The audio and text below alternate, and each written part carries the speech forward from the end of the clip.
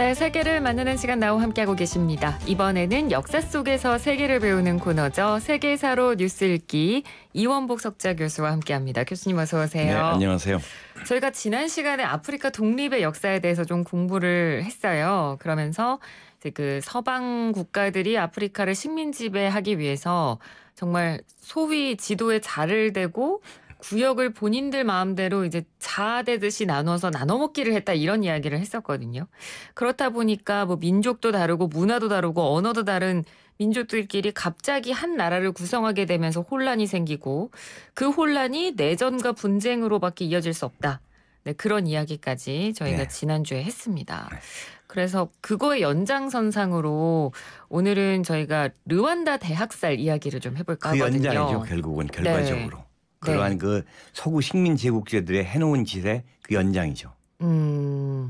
그래서 오늘은 이 르완다 대학살에 대해서 저희가 좀 역사를 공부를 해볼 건데, 그리고 이 르완다 대학살 추도식이 열린 게 또 지난달 4월 7일이에요. 4월 7일이에요. 그렇죠. 네. 1994년 4월 7일부터 7월 중순까지 약 100일간에 100만 명의 사람을 죽였기 때문에 이것을 그냥 학살이라고 안 그러고 집단 학살이라고 합니다. 네. 그것이 이제 인류에서 20세기에 3번 있었는데 그 첫 번째가 1915년부터 시작된 터키에 의한 아르메니아인 학살이 100만 명이었고 그다음에 2차 대전 때 나치에 의한 600만 유대인의 학살, 집단 학살이 그랬고 그다음에 제일 규모가 큰 것이 르완다의 학살입니다. 네. 여기도 한 100만 명이 희생됐죠.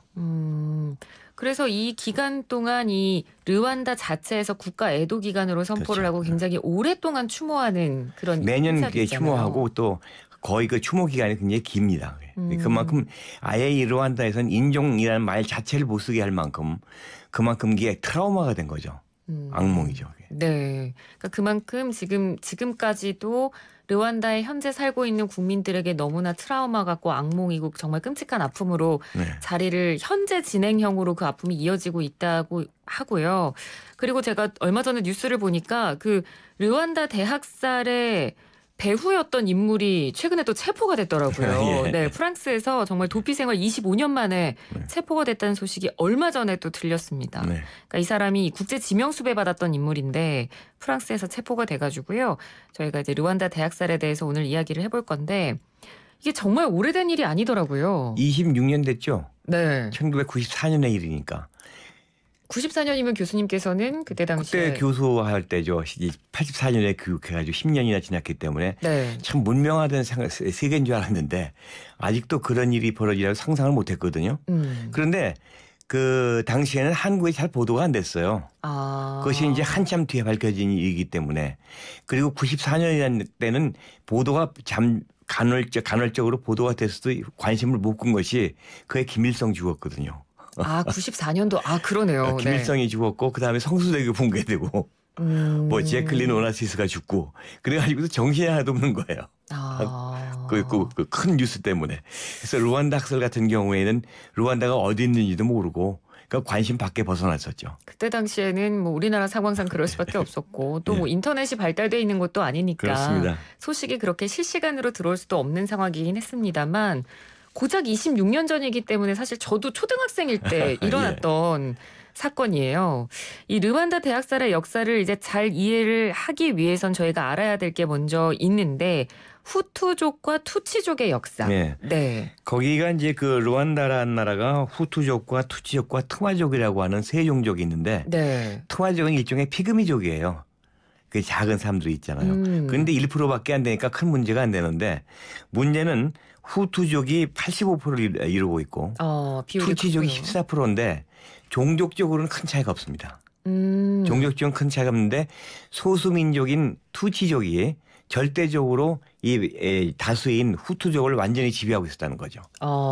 그게 원래 독일의 식민지였는데 독일이 식민지를 지배하다 보니까 이제 어떻게 하느냐니까 이것이 이제 이간 정책 비슷하게 소수를 빌어가지고 다수를 지배해야 될 거 아닙니까? 다수를 가지고 지배하면 이게 또 세력이 커지니까. 그래서 대개 어떤 식으로 이 후투족과 투치족이 갈렸냐면은 뭐 인종이 다르다, 뭐 혈통이 다르다, 뭐 그게 50번 100번거든요. 사실 아프리카에서 이 요지방에서는. 그래서 대개 원주민 때에 의하면 말이죠. 투치족이라는 것은 유산 계통.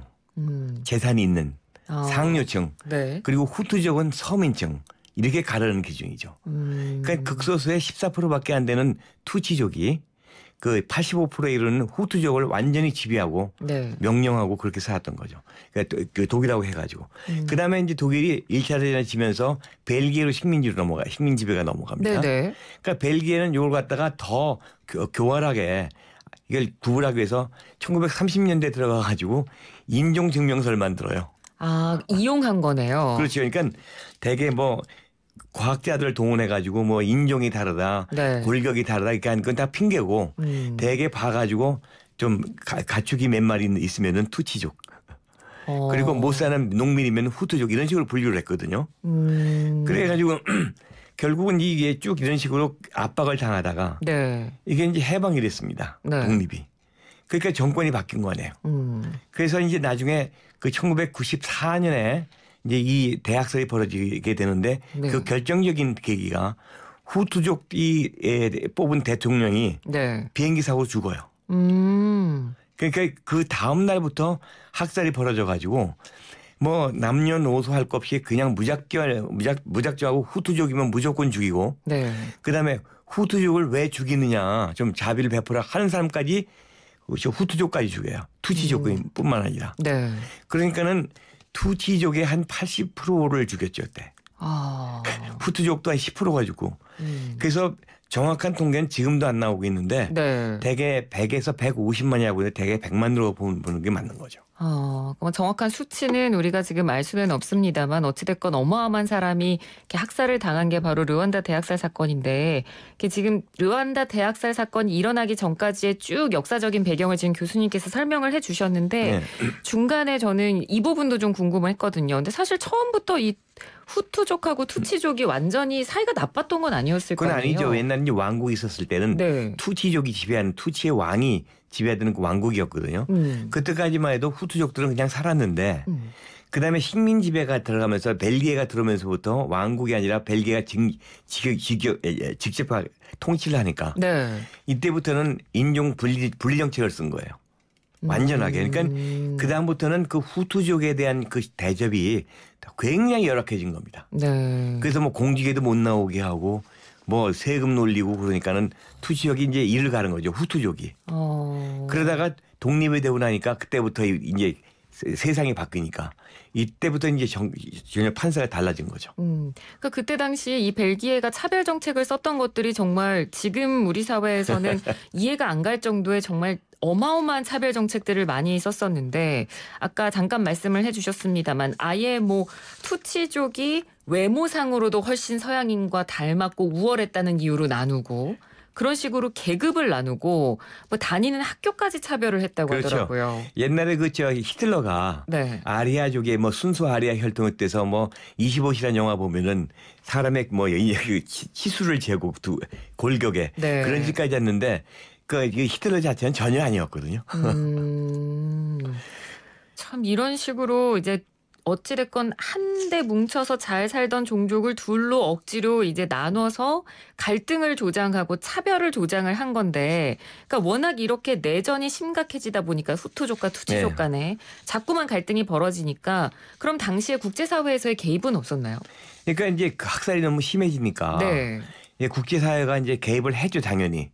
개입을 하니까 이거 대책이 안 쓰는 거야. 너무 이게 무작정으로 이렇게 벌어지는 일이니까. 네. 그래가지고 자칫하다가는 자기네들이 개입했다는 책임을 지겠으니까 투입을 했다가 다시 군대를 빼고 나몰라라 하고선 지켜보고 있는 거죠. 그래서 이게 학살 규모가 커진 겁니다 이게. 그러다 나중에는 결국은 안 돼가지고 유엔 개입하고 해가지고 그다음에 이제 결국은 이제 우간다가 개입하는 바람에 네. 너무 이게 옆 나라에서 심하고 난민 많이 나오고 한 200몇만 명이 또 넘어오니까 난민이 네. 안 되니까 도저히 안 돼가지고 우간다에 개입해가지고 투치족이 다시 장악을 했죠. 그래서 이제 일단락이 났는데. 네. 근데 지금까지도 이제 이 프랑스 같은 경우는 사과를 안 했지만 대개 다 다른 부분은 이제 와서 20세기 들어와서야 2000년대 들어와서야 사과를 했죠. 네, 그때 당시에 외면한 것에 대한 사과를 외면했다기보다도 지켜만 보고 손을 쓰지 못했던 것에 대해서 사과한다 그런 얘기입니다. 그러면 결국 이제 우간다가 개입을 하면서 르완다 대학살이 마무리가 되는 거죠. 그렇죠. 네. 참 이 앞서 말씀드렸지만 르완다 대학살이 불과 30년도 안 된 일이에요. 26년 됐습니다. 네, 94년도에 일어난 일이기 때문에 지금까지도 정말 그때 상처를 뚜렷이 기억하는 사람들이 여전히 살고 있고 지금까지도 아픔의 상처가 굉장히 남아있을 것 같거든요. 맞네. 아주 뼛속 깊이 남아있죠. 이 르완다에는. 네. 르완다도 그렇고 그 옆에 있는 부룬디도 그런 인종학살이 있었거든요.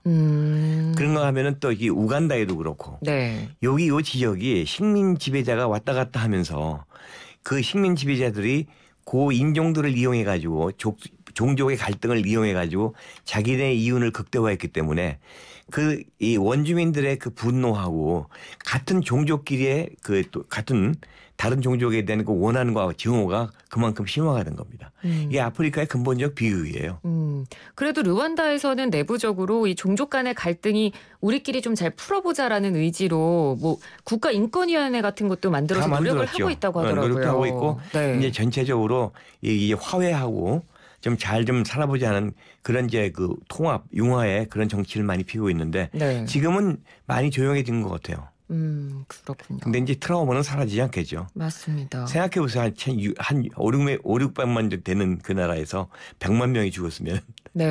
그러니까 지금 살아있는 사람들도 내 가족이 그렇습니다. 참혹하게 그런 피해를 당하는 모습을 기억하고 있을 테니까요. 근데 이제 이게 문제가 뭐냐니까 집단 학살이라는 것이 네. 조직적으로 벌어진 겁니다. 어느 소수 이 집단에 의해서 이루어진 것이 아니라 정부가 개입하고 군이 개입하고 경찰이 개입하고 민병대가 개입하고 민간인이 개입하고 네. 이런 식으로 모든 후투족이 총동원돼서 학살에 나선 거죠. 참 안타까운 비극이 아닐 수가 없습니다. 자, 오늘은 이 아프리카 대륙의 비극이었던 르완다 대학살에 대한 역사 저희가 한번 공부해봤습니다. 오늘 말씀 잘 들었습니다. 고맙습니다. 네, 감사합니다. 네, 지금까지 이원복 덕성여대 석좌 교수였습니다.